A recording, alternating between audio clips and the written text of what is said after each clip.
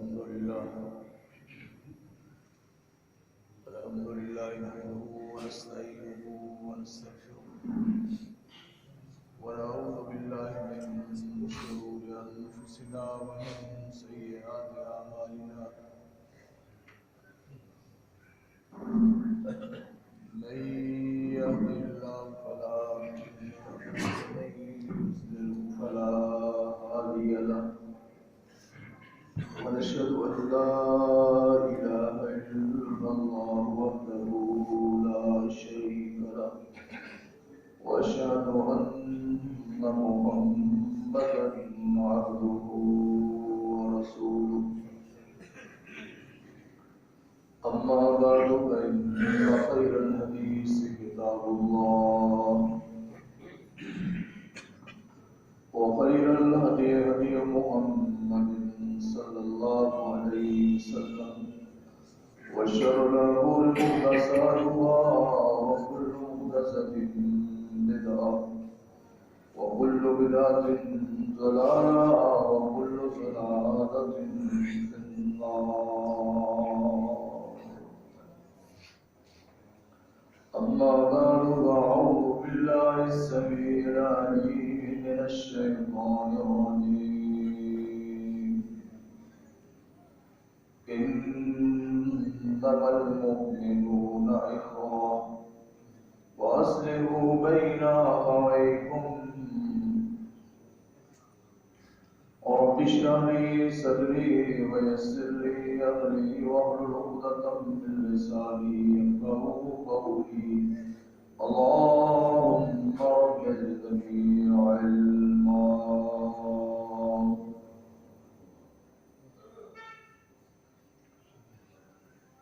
برباد والاحترام معزز و محترم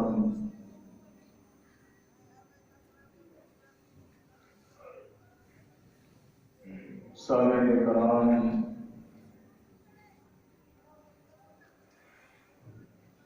اللہ ذوالجلال والاکرام وحدہ لا شریک کی حمد و ثنا کے بعد سید الرسل سید الانبیاء سید کائنات حضرت محمد رسول اللہ صلی اللہ علیہ وسلم کی ذات مقدسہ مطہرہ مبارکہ کے بے شمار درود و سلام جن کی ذات مقدسہ مطہرہ کے ذریعے اللہ وحدہ لا شریک نے ہماری رہنمائی کا بندوبست فرمایا اور ہم انسانوں کو ظلمتوں سے طریقوں سے نکال کر بالکل واضح اور صحیح راستے پہ گامزن کیا. محترم حضرات، ہمارے خطبات کا عنوان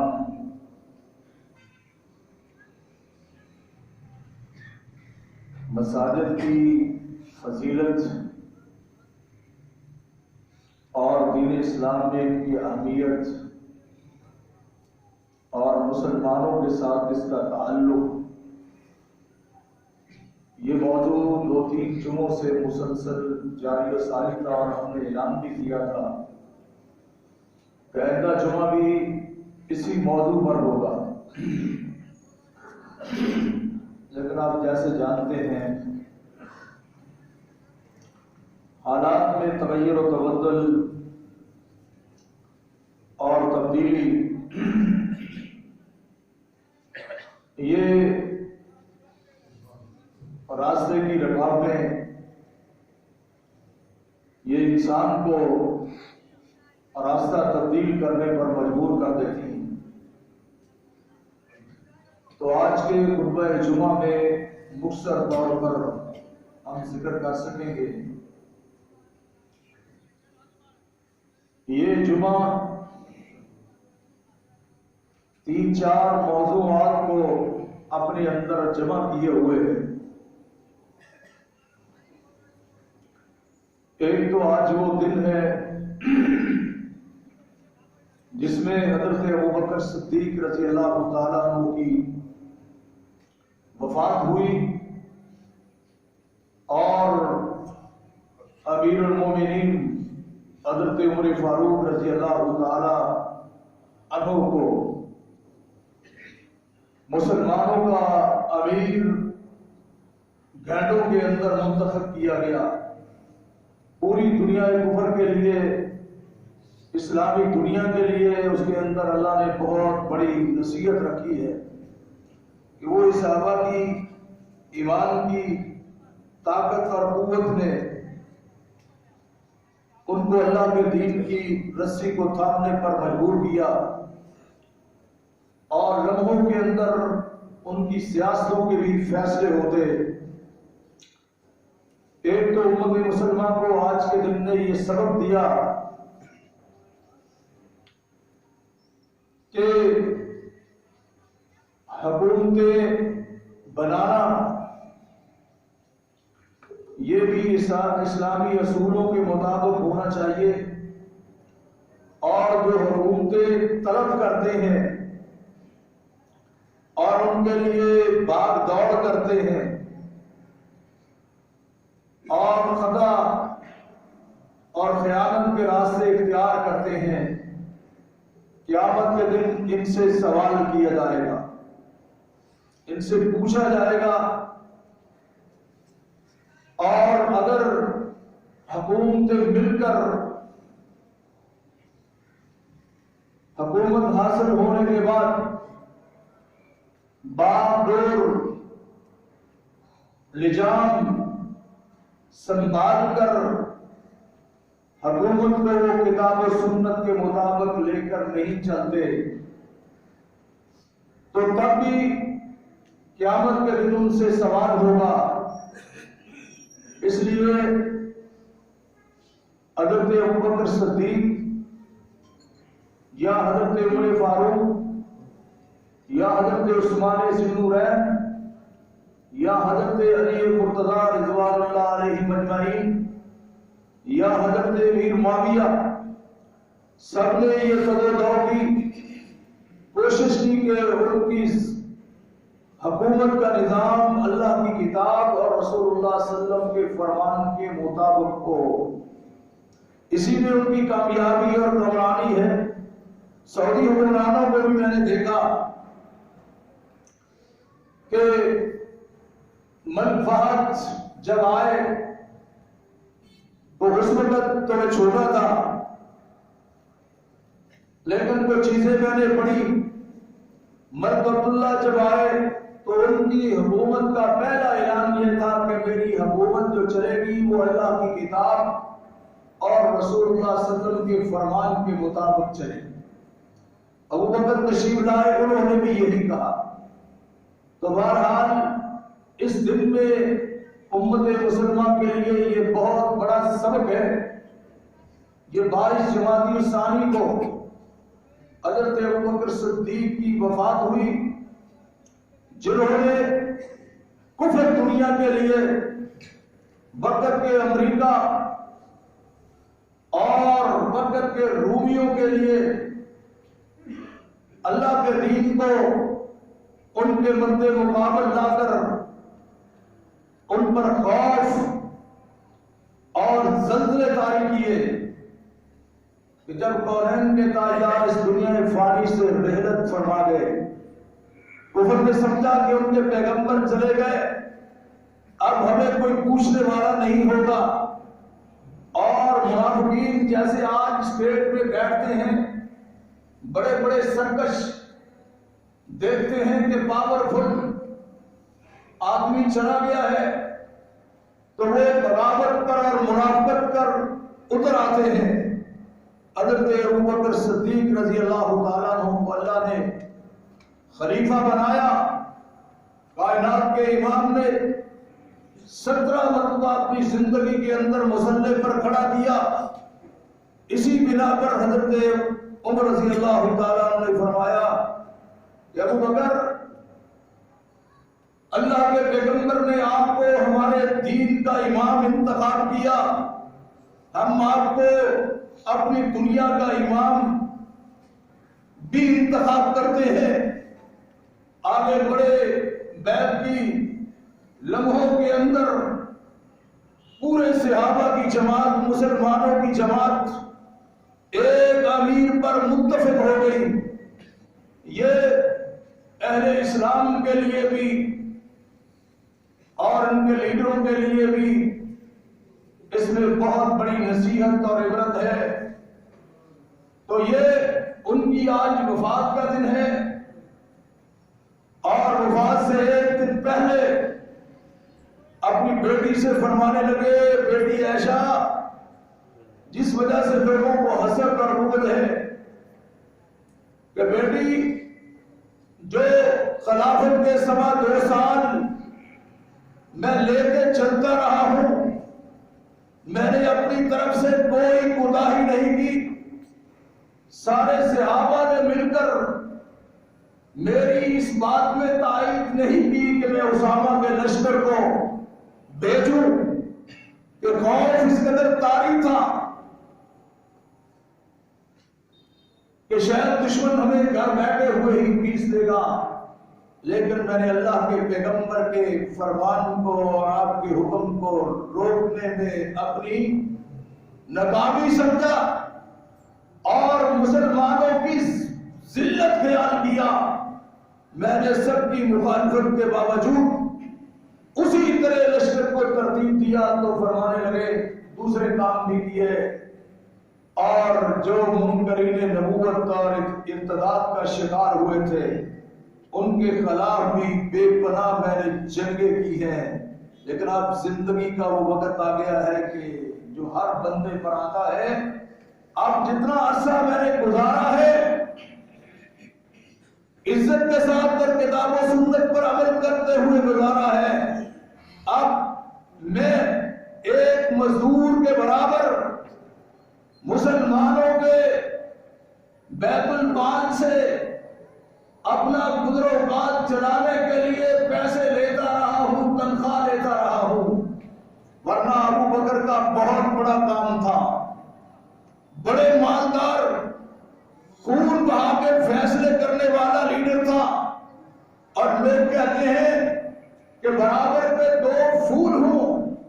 اللہ نے چاہا تو کونین کے تاجدار کو انتخاب کر لیا، ورنہ عہدوں کے لحاظ سے ابو بکر آگے تھے. ابو بکر خون بہا کے فیصلے کرنے والے تھے. تو فرمانے لگے بیٹی وہ وقت آ گیا ہے جو سب پر آتا ہے، وہ قریب آ چکا ہے. ابو بکر کو 15 دن ہو گئے ہیں آج بستر پر بیماری کی وجہ سے لیٹے ہوئے ہیں، اور میں دیکھ رہا ہوں آسمان سے فرشتوں کا نزول کہ ابو بکر کے اب دن باقی دنیا میں نہیں رہے ہیں. پر بیٹی ایسے کرنا، جب میں جاؤں تو 2 کپڑے مجھے 3 کپڑے مجھے پہنانا کفن کے. پہلے یہ پوچھا کہ اللہ کے پیغمبر کے کفن کے کپڑے کتنے تھے؟ آپ فرماتی ہیں کہ 3 کپڑوں میں آپ کو کفن دیا گیا. اس کو صلی اللہ علیہ وسلم. عائشہ پھر ایسے کرنا، 2 کپڑے تو ابو بکر کے پاس یہ پرانے جو ہیں یہی پہنا دینا، 1 کپڑا اور شامل کر لینا. یہ کون ہے؟ یہ پیغمبروں کے بعد سب سے اونچا مقام رکھنے والی شخصیت ہے. بیٹی کی آنکھوں سے آنسو جاری ہو گئے. فرمانے لگی ابو آپ تو خلیفہ ہیں، ہم اس قابل بھی نہیں ہے کہ آپ کو کفن کے 3 نئے کپڑے پہنا دیے جائے. مایا بیٹی بات یہ ہے کہ آپ کے ابو تو پھر مٹی کے نیچے دفن ہو جائیں گے، اور مٹی کو نئے اور پرانے کپڑے سے کوئی فرق پڑتا کہ وہ سارے پوشیدہ ہو جائیں گے. اس میں پہنا دینا، پھر مجھے قبر میں اتار دینا. لیکن اس سے پہلے ایک اور کام کرنا ہے.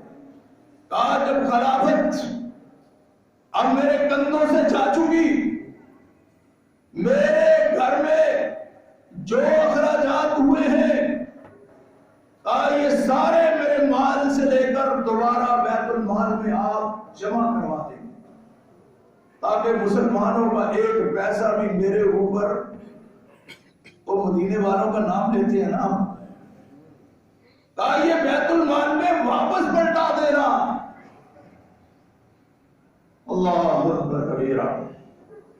یہ ابو بکر صدیق رضی اللہ تعالیٰ عنہ کی آج وفات کا دن ہے۔ اس مناسبت سے ہم پھر کبھی بات کریں گے اور حضرت عمر رضی اللہ تعالیٰ عنہ کی خلافت کا پہلا دن ہے، کیونکہ مسلمانوں میں ایک امیر جاتا ہے تو دوسرا اسی دن یا دوسرے دن مقرر کر دیا جاتا ہے، اس لیے کہ کسی کی وفات سے زیادہ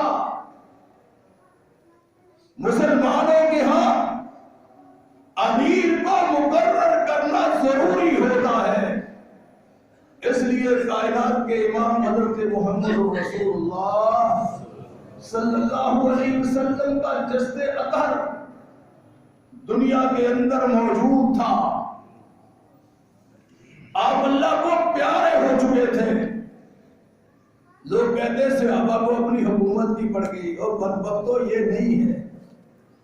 اس لیے یہ نہیں ہے کہ مسلمانوں کے ہاں امارت کا تصور اتنا بڑا ہے کہ جس نے پوری امت مسلمہ کی قیادت کو سنبھالنا ہے، وہ اتنا اہم اور ضروری ہے کہ جب تک امیر مقرر نہیں ہوتا تو کائنات کے امام کی تدفین کے اصول اور ضوابط وہ بھی طے نہیں ہو پاتے۔ امیر آئے گا پھر سارے معاملات وہ طے کر پائے گا۔ بہرحال آج وہ دن ہے تو اس پر بھی ہمیں لمبی بات کرنا چاہیے تھی۔ جیسے میں نے عرض کیا ہے کہ احوال بدلنے کے ساتھ ایک ہمارے بزرگ یہاں قریبی سکول ہے، یہاں نماز پڑھنے کے لیے تشریف لاتے، بیماری سے پہلے ہر بندے سے کوشش کرتے کہ ہاتھ ملائیں، اس لیے کہ کائنات کے امام کا فرمان سن رکھا تھا۔ اتنے پڑھے لکھے نہیں تھے لیکن اللہ کے پیغمبر کا فرمان سن رکھا تھا۔ مسلمان جب مسلمان کے ساتھ ہاتھ ملاتا ہے اللہ اس کے گناہوں کو معاف کر دیتا ہے، یعنی لبک لبک کر اللہ کے پیغمبر کے فرامین کو جمع کر کے سینے میں اور اس کے بعد اس پر عمل کرنا ان کا شیوا دکھائی دیتا تھا۔ آج وہ صبح اللہ کو پیارے ہو گئے، نماز جمعہ کے بعد ان کی نماز جنازہ ہے یہاں، اور ان کے بیٹے نماز جنازہ پڑھائیں گے، اس لیے کہ بیٹے کے دل میں، اولاد کے دل میں زیادہ رقت ہوتی ہے۔ وہ کہتے ہیں میں چاہتا ہوں کہ میں خود ان کا جنازہ پڑھاؤں، تو اللہ سے دعا ہے کہ اللہ رب العالمین سب کی اولادوں کو اس قابل بنائے کہ وہ اپنے والدین کی اگر جنازہ پڑھانے کی بھی ضرورت محسوس ہو تو خود ہی جنازے پڑھائیں۔ یہ اللہ کی توفیق سے ہوتا ہے۔ بہرحال ہر آدمی کو یہاں سے جانا ہے کہ کل من علیہا فان ویبقى وجہ ربک ذو الجلال والاکرام۔ ہر انسان یہاں سے جانے کے لیے آیا ہے، وہ فانی ہے، وہ رہنا بھی چاہے اس کو، وہ رکھنا بھی چاہے، وہ رہ سکتا، وہ رکھ سکتا۔ بڑا حسین و جمیل شخص ہوتا ہے، بڑے حسنوں سے، بڑے حسن سے آراستہ ہوتا ہے، بیٹا ہو یا بیٹی، اگر روح پرواز کر کے تو چند گھنٹے بھی گھر میں رکھنے کے لیے کوئی تیار ہو سکتا، کہتا جلدی قبر میں۔ اس لیے تو رکھنا بھی چاہے تو تب نہیں رکھ سکتا۔ اس لیے آپ نے فرمایا الموت واعظ، لوگوں موت ایک نصیحت ہے، موت ایک بذات خود نصیحت ہے، اس لیے اس سے عبرت حاصل کرنا، نصیحت حاصل کرنا امت مسلمہ کے لیے ضروری ہے۔ اور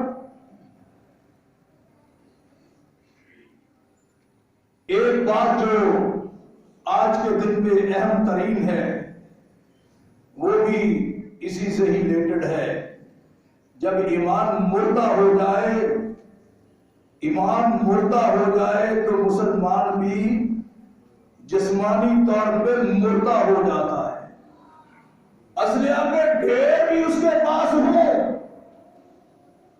بظاہر وہ طاقتوں سے آراستہ نظر آئے، لیکن جب ایمان کی حرارت سینے سے جاتی رہے، ایمان کی چنگاری بجھ جائے،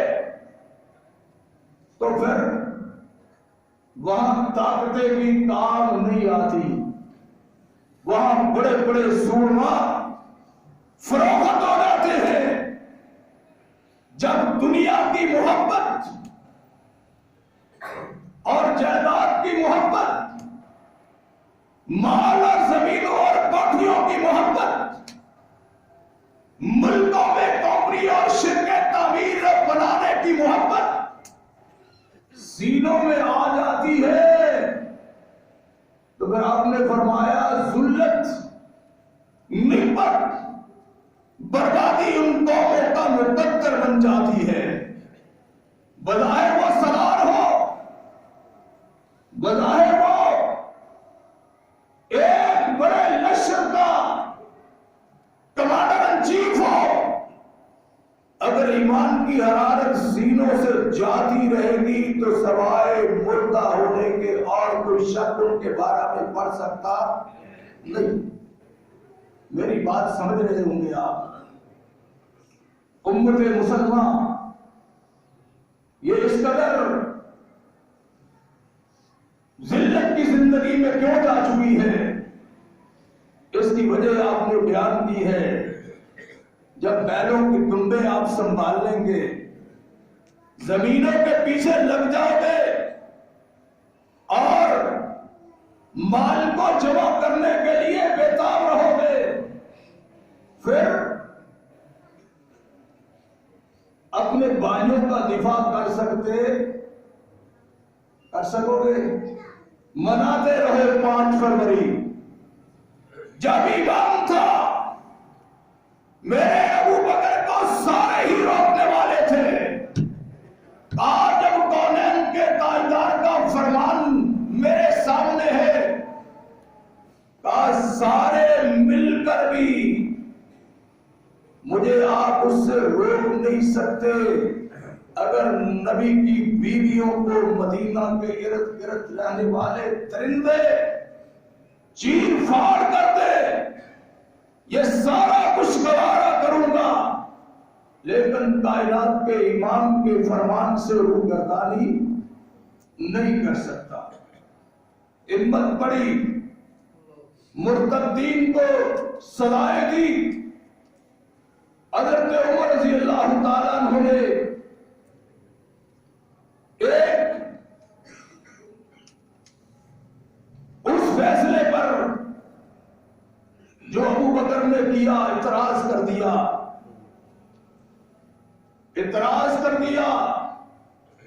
کہ کیف تقاتل الناس، آپ لوگوں سے لڑائی کیسے کرو گے جبکہ کائنات کے امام نے فرمایا ہے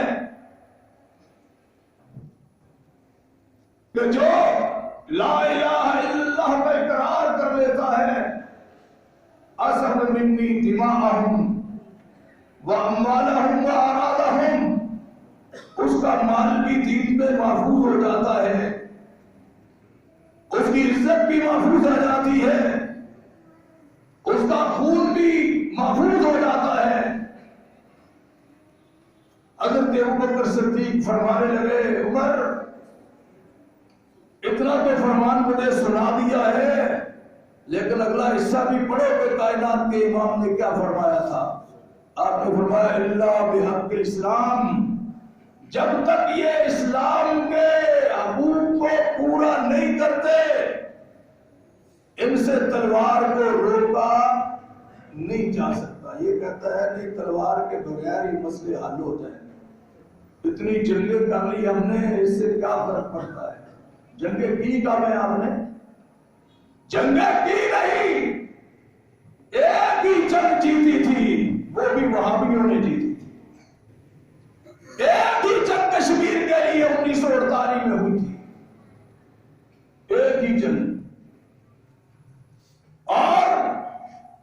امریکہ کو بھی لگام پڑ گئی، انڈیا کو بھی لگام پڑ گئی، انڈیا بھی سجدے میں گر گیا، سجدے میں گر گیا۔ لیاقت علی خان اگر معذرت کے ساتھ ہمارے مولویوں کے شکنجے میں نہ آتے اور امریکہ کی چالوں میں ان پر خوف طاری نہ ہوتا تو یہ کشمیر کے جھگڑے ختم ہو جاتے۔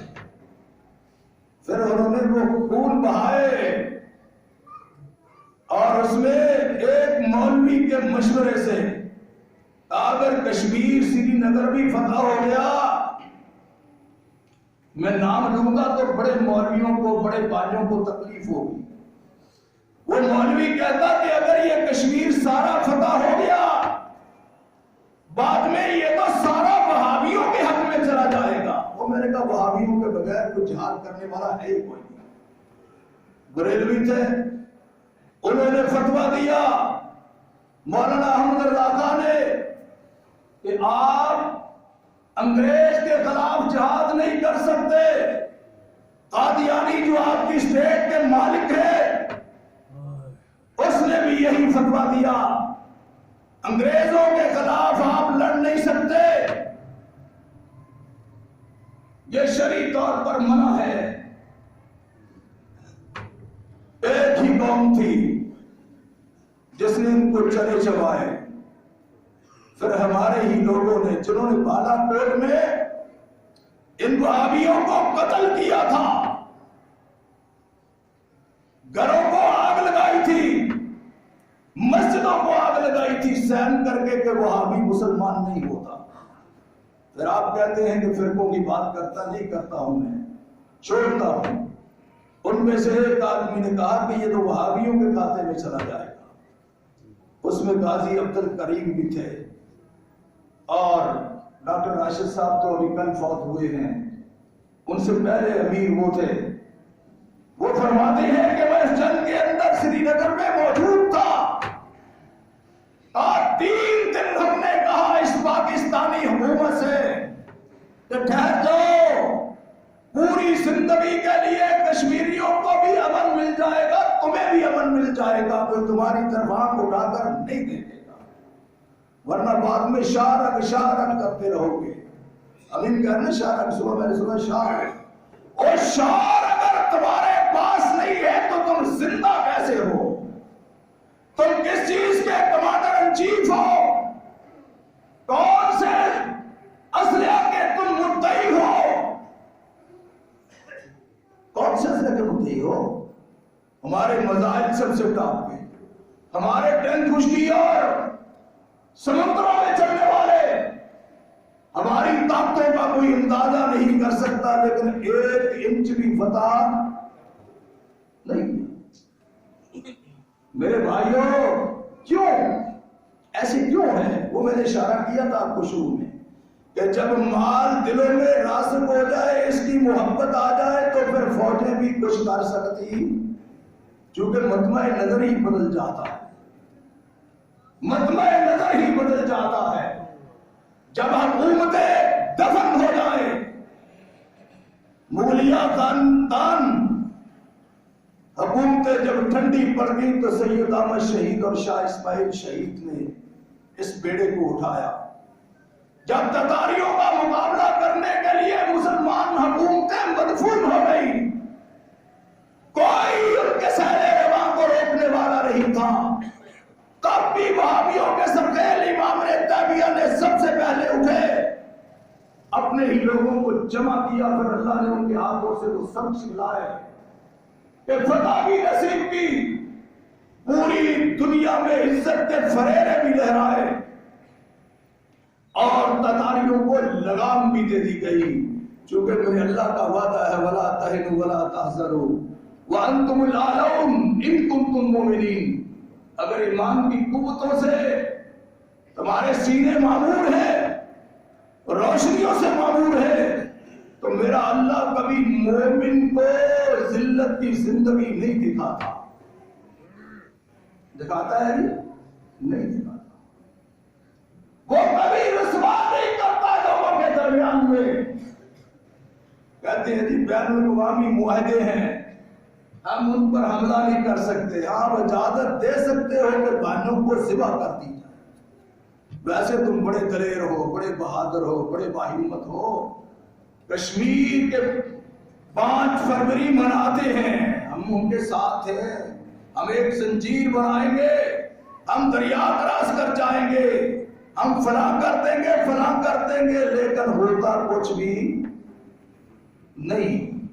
جب ایمان سینے میں باقی نہ رہے پھر باتیں رہ جاتی، کہتے جی بین الاقوامی قوانین ہیں، ان کی خلاف ورزی ہم نہیں کر سکتے، ہماری کمریں بڑی مضبوط ہیں، ویسے یہ بڑے طاقتور ہیں، پوری دنیا کا اسلحہ جمع کر کے فروخت کر کے لوگوں کا مال بھی سارے ہڑپ کر گئے، کہتے پوری دنیا کا مقابلہ نہیں کر سکتے۔ اچھا ٹھیک ہے بھائی، نہیں کر سکتے، لیکن جن کے قانونوں کو تم مانتے ہو انہوں نے تو نہ عراق کو چھوڑا، نہ شام کو چھوڑا جہاں بیٹھ کر اپنے 64 مربع میل پر حکومتیں کی، نہ ان جگہوں کو چھوڑا انہوں نے۔ یہ کس دور کی بات کر رہا ہوں؟ اسی دور کی بات، ابھی نہ آپ کے لیبیا کو چھوڑا، اب ان پر قانون نافذ نہیں ہوتے، پہاڑوں کو مار مار کر میزائل اور بمبوں سے ریزہ ریزہ کر دیا گیا۔ ایبٹ آباد میں پاورفل حکومتیں جن کو اپنے حفاظت کے ذمے دیے ہوئے ہیں، یہ خود ہی مخبریاں کر کے مسلمانوں کی ذلت کے اعلان کرواتے ہیں، تو اس وقت کوئی بین الاقوامی معاہدہ نظر نہیں آتا۔ جب قومیں کسی معاہدے کا پاس نہیں کرتی تو قرآن کا فیصلہ ہے تم بھی کسی معاہدے کے پابند نہیں ہو۔ جب اہل مکہ نے کائنات کے امام کے معاہدے کو، صلح حدیبیہ کے معاہدے کو توڑا تو آپ پھر اس قدر غضبناک تھے کہ ابو سفیان جن کی بیٹی آپ کے گھر میں تھی، ایمان کی بات تھی نا، بیٹی گھر میں تھی، جن کو ام حبیبہ کہتے ہیں رضی اللہ تعالی عنہ، گھر میں تھی، باپ آیا ہے کہ اب مسلمانوں کے ایگریمنٹ کو توڑ دیا ہے، اب ہماری خیر نہیں ہے، اب ہماری خیر نہیں ہے، ایگریمنٹ کو توڑ دیا۔ آئے ہیں مدینہ کے اندر پہنچے، کونین کے تاجدار کے گھر کے اندر، ابو سفیان نبی مسلمان نہیں ہوئے تھے، آمنہ کے لال کے گھر آپ کی بیٹی ہے، بیٹی نے دیکھا کہ ابو مکہ کا لیڈر اور بادشاہ یہاں آ گیا ہے، جلدی سے کہا باپ میرے گھر میں آئے گا، کونین کے تاجدار کو ملنے کے لیے آئے گا۔ بیٹی نے جلدی سے آمنہ کے لال کے بستر کو اکٹھا کیا، اس چادر کو اکٹھا کیا، طے کر کے سائڈ پہ کر دیا۔ ام حبیبہ کے بابا نے دیکھا کہ بیٹی یہ بستر کو اکٹھا کر دیا ہے، شاید تیرا باپ عرب کا مکہ کا بادشاہ ہے اس لیے کر دیا ہے۔ کہیا فرماتی ہے بابا آپ کو غلط فہمی ہو گئی ہے، اس لیے نہیں کیا کہ بستر تو جو سمجھ رہا ہے کہ میری شان کے قابل نہیں ہے تو میری بیٹی نے اس کو ہٹا دیا ہے۔ کہا نہیں، کہا بابا اصل بات یہ ہے کہ تیرا وجود نجس ہے، تو محمد صلی اللہ علیہ وسلم کے بستر پر بیٹھنے کے قابل، یہ جتنے بڑے کافر ہوں گے نا سرکش، یہ ہمارے وہ دوست ہوتے ہیں، اس لیے کہ ایمان سینوں میں روشنی کھو چکا ہے، کھو چکا ہے، ایگریمنٹ توڑا، کائنات کے امام سے بات کرنا چاہیے، فرمایا محمد بات نہیں کر سکتے، خوف طاری ہو گیا۔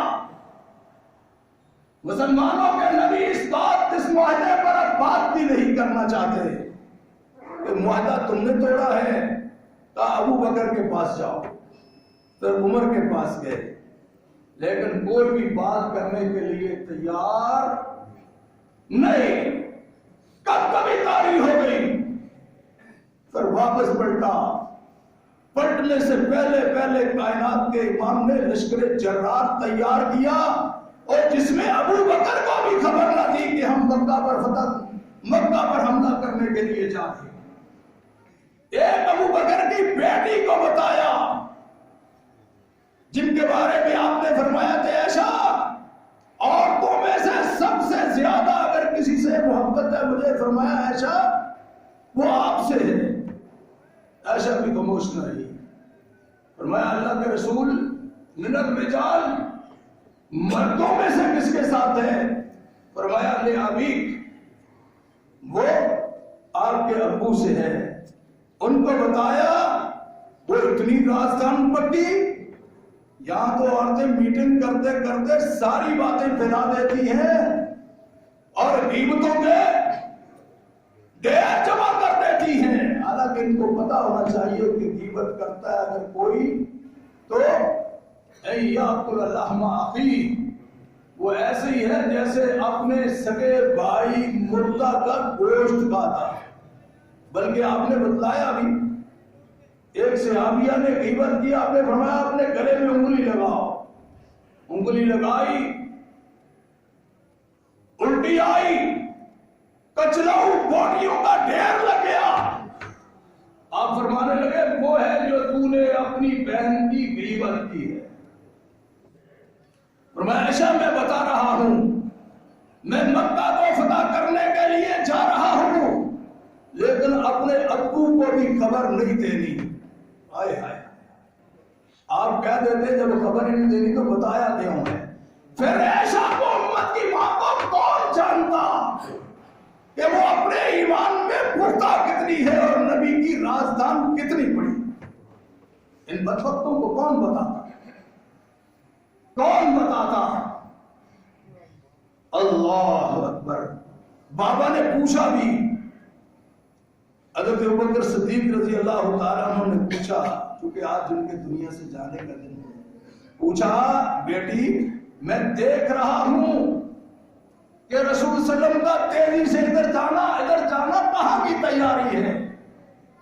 کہا بابا نہیں بتا سکتی، کائنات کے امام نے منع کیا ہے۔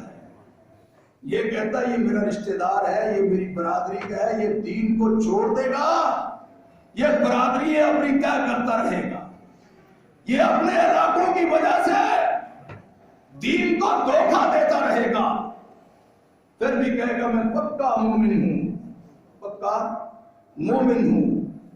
بہرحال جو قومیں ایگریمنٹ توڑتی ہیں تو کائنات کے امام نے 8 ہجری کو مکہ دوبارہ فتح کیا، اور کشمیریوں کے بارے میں ایگریمنٹ کا پاس کیا انڈیا نے۔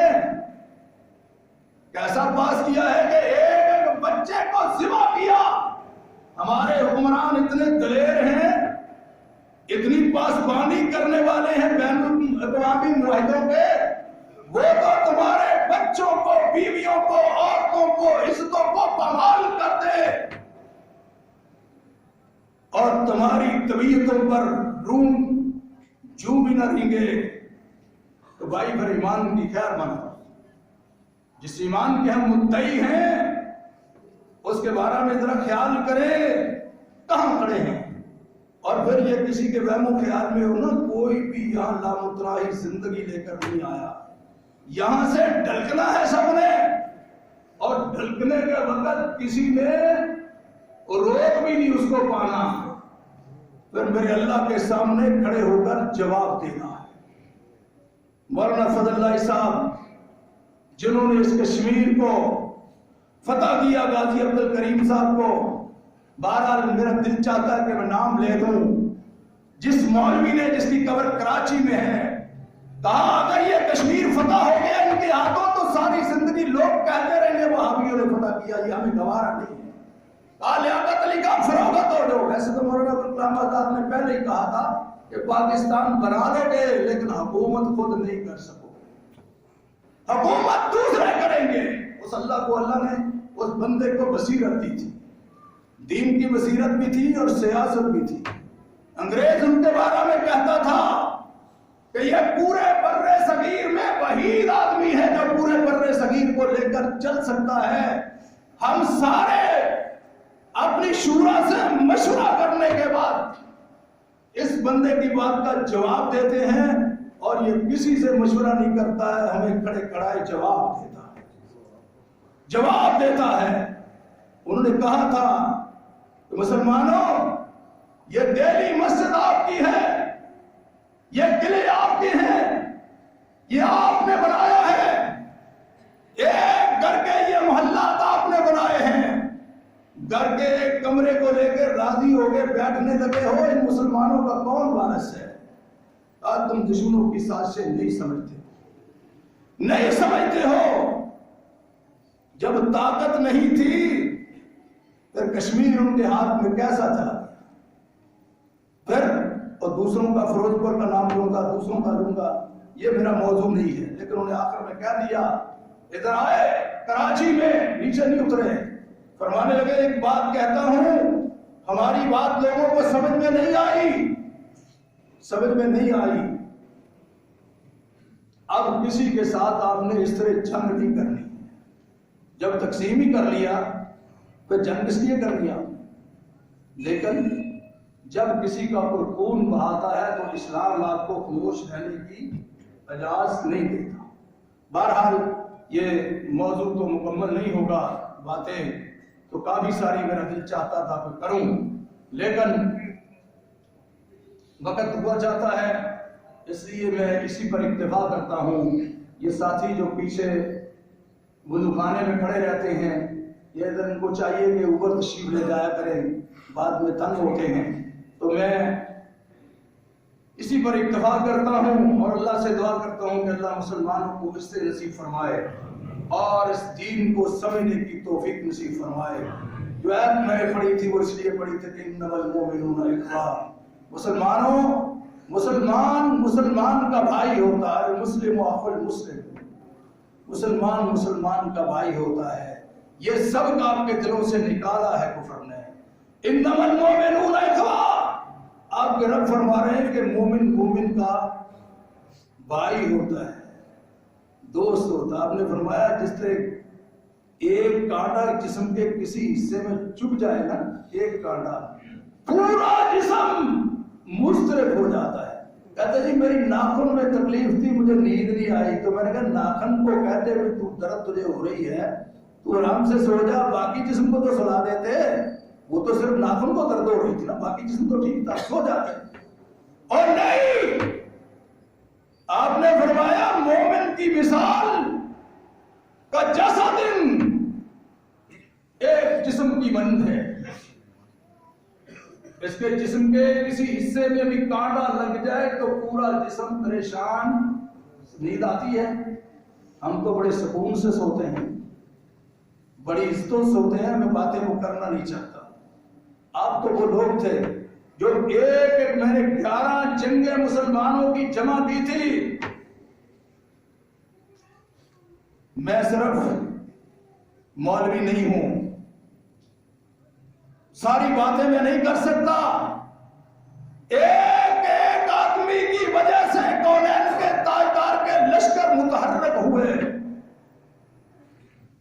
خلیفہ ہارون الرشید کے لشکر متحرک ہوئے، جماعت مجاہدین کو وجود ملا صرف ایک عورت کی وجہ سے، جنہوں نے بالا کوٹ میں جا کر اپنی جانیں تھی، ایک عزت پامال ہونے کی وجہ سے۔ ہم نے حساب ہی نہیں کیا، کوئی آنکھیں بند کر کے بیٹھے ہوئے کشمیر کا دن منا رہے ہیں۔ کیا منا رہے ہیں کشمیر کا دن؟ جو منانے والے ہیں وہ جیلوں میں پڑے ہوئے ہیں، کہتے سب کو ٹھنڈا کرنا، ہمیں 11 نمبر مل جائے، 11 کے ساتھ تمہیں 11 کی بجائے 12 بھی مل جائے، لیکن ذلت نہیں ہٹا سکو گے جب تک کائنات کے امام کے فرمان کے مطابق عمل نہیں کر پاؤ گے۔ اللہ سے دعا ہے کہ اللہ رب العالمین مسلمانوں کو عزت کی زندگی نصیب فرمائے، اور اس دین کے مطابق اللہ عمل کرنے کی توفیق نصیب فرمائے. اللہ مسلمانوں کو دنیا اور آخرت میں عزت نصیب فرمائے. سبحانک اللہم ربنا و بحمدک اللہم اغفر لی. اشہد ان لا الہ الا انت